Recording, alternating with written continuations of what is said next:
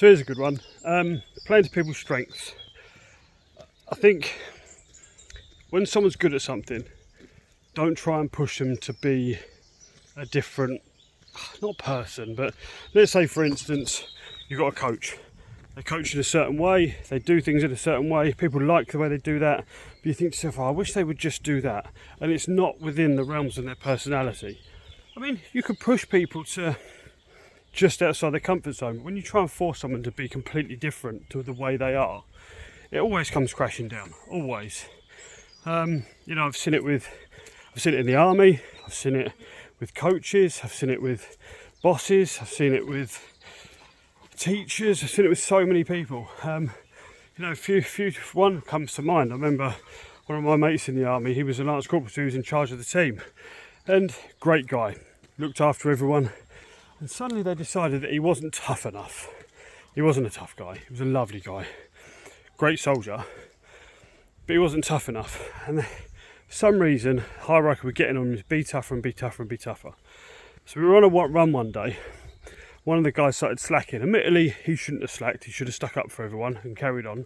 He started slacking, and it boiled over. So this lovely guy ran across and just headbutted one of his mates. All because he just got put into a situation that he didn't know how to deal with. He was still a great lance corporal. He was a great soldier. They wanted him to be something he wasn't. I also saw it with a friend of mine who was a boss. He came to me and he said, I got this guy. He's a great coach, great this, great that, but he's just causing me some problems. He's just not doing the things I need him to do. And I think I'm going to fire him.